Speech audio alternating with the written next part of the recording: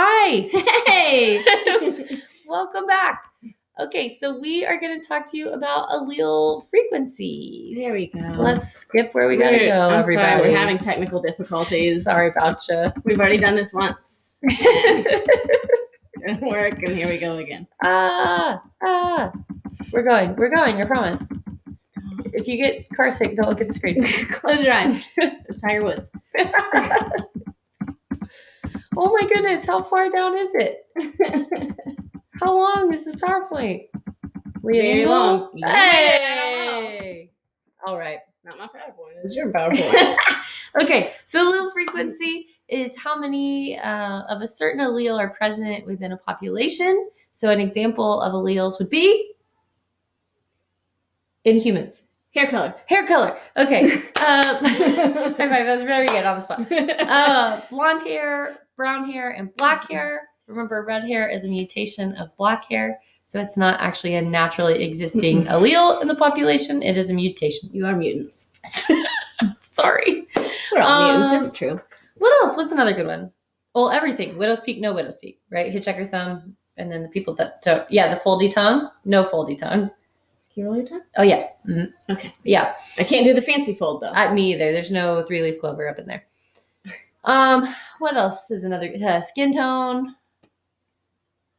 Hair texture, curly, wavy, straight. Yeah. Mm-hmm. All those. Height is another one. Mm-hmm. Freckles, no freckles, all of those. So anyway, alleles are just the variation of a gene. Yeah. Okay. We don't have to do Hardy Weinberg. Holla. We talked about that. Oh, glow in the dark. We can talk about glow in the dark. Glow in the dark. Okay, so not all organisms have the same alleles. For example, some marine animals do bioluminescence, which means that they can glow in the dark, which is super cool. It's one of my favorite things actually about going scuba diving at night. Because if you turn you turn all your lights off and it's like pitch black. And all you do is you wave your hands and everything just starts glowing around you because the tiny microorganisms have bioluminescence. And that's so cool. It's so cool. Don't some jellyfish glow in the dark? Absolutely. Oh, that would freak me out. And then what's it? The anglerfish? Oh, yeah. They have the little thing like on, that's what it is, on Nemo. Yeah. And it looks like a light, but it's just bioluminescence. That's cool. Because they can glow, but we can't glow. We can't. So. Although we did talk about on our first time when we recorded this. It was a good video. It was such a good video. That people are trying to inject bioluminescent genes into animals that normally don't have them. Like kittens. And puppies.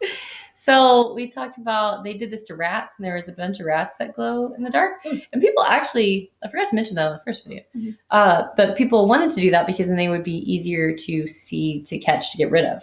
Because ew. Right, but gross.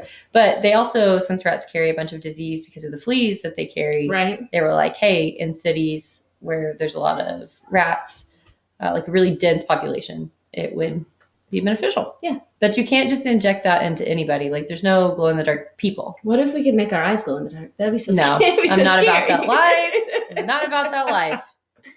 Creepy crawlies. No. Mm-hmm. Oh, this is the horsemen and donkeys. Right. So some organisms can reproduce.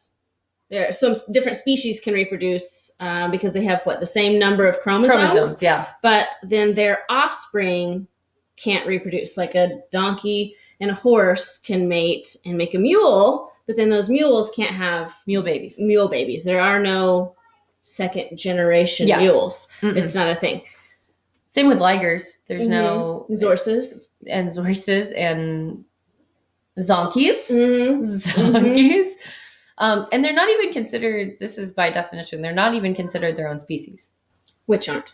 The ligers and the ligers and the mules and the zonkies. Because they can't reproduce. Because they can't reproduce. So they are hybrids. Right. Okay. Oh, and alleles change in a number of ways. Yeah, they can. Gene flow. Do you want to do gene flow this time? Gene flow. All right. So if we have two different populations of the same species, like we have these little fun green. Oh, where's your pointer? We have the fun green ones here. They look like June bugs. Down here. There we go. Give me that. Laser pointer. I want the laser pointer. Thank you. So we have this green species over here, and they're carrying the alleles for that green color. And then you have the tans over here, and one of these little guys makes it over in here and starts mating within that. Then we're introducing that tan allele into this green species. Yeah, the green population of this species. So, yeah. So then there will be some brown babies mixed in with the green babies, and the allele frequency will change within that population. Right. And as they reproduce, more of that brown gets passed in, and it increases in frequency with that group. Right. Okay. All right. Genetic drift. This is called a bottlenecking event, and they made you a beautiful graphic where it looks like a bottle. So this would represent the original population with all of its variety and variations that it has right now. And then a bottlenecking event is something like a really big environmental impact. It could also be a disease that comes in and really takes out a good portion of the population. So in class, we talked about the extinction of the dinosaurs. And what really happened is, did it knock out all of the reptiles? No, it didn't. Did it knock out all living things? No. So we still had mammals under 40 pounds, and we still had very small reptiles and some birds. And so what that was is that was a bottlenecking event. So any reptile that was really, really big that couldn't hide in a warm space, like under some rocks or under the ground, it didn't make it. Mammals couldn't be huge, with one exception being the woolly mammoth, because they have a unique adaptation that allowed them to survive. But other than that, everything that survived was very small. And so that was a bottlenecking event. Floods, forest fires. Australia. Floods, forest fires, and lava flow. Lava flows, ice ages, meteors. I'm trying to think. Sometimes mudslides for smaller populations. Or not smaller populations, smaller organisms. Yeah. That's a very big distance if you're a very small animal. So those are all bottlenecking events. And if you look at the final population, the allele frequency is not the same allele frequency as the original population. Right. We're not seeing any of those yellow alleles, whatever they represent. No, and the white were just as common in the original population as the blue. And now we're seeing that there's really only one of those left. So that could be a percentage of, I don't know, 15% of the population or something like that. Mating. Go ahead. Oh, you want me to go? Yeah, go ahead. I'll let you. That's so sweet. Can you click our timer? I don't want to run over. Okay. You have all the time. Yay. To talk about mating. And peacocks. Peacocks. All right. So there's random mating in nature, and then there's non-random mating. Random mating is when you just stumble upon a member of the opposite gender and you decide to mate. Really for no reason at all, just because they're present. Because it's nature. Right. It's just in their nature. And then non-random mating is where they strategically choose their mates. And it's usually up to the female to choose the mate. The male has, at least in birds, the male has to do some sort of dance, song, or cleaning routine. They give gifts. They do. They give gifts. I keep forgetting that one. They give gifts, and the female has to accept the gift. And if she doesn't, then there is no mating, and she goes and tries to find another male. Yeah, and if you watch the videos, those male birds work so hard, and they clean their space, and they fluff those feathers and dance and click, and the girl looks at them and she's like, "No." I know. It's so sad. I feel bad for them.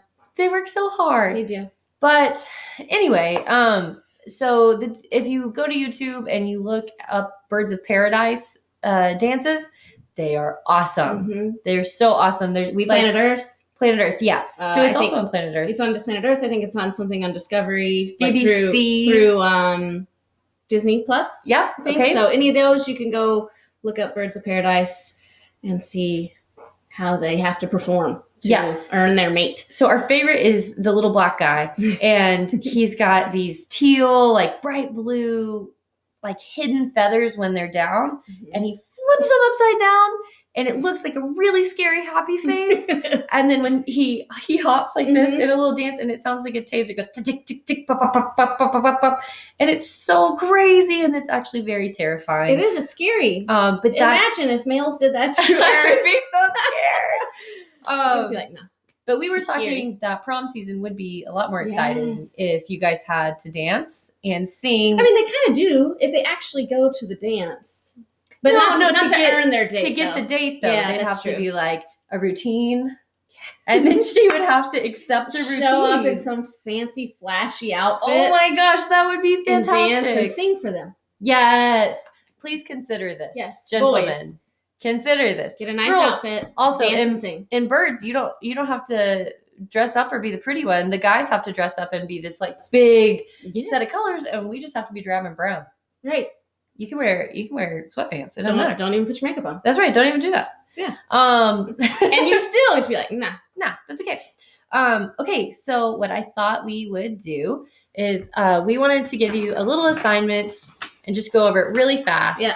Page 22 in your packet. Yes, have the page 22. Packet. Let me see if I can make our face bigger. How do I do that? I don't know. I don't know how to do this. That's a good question. This one.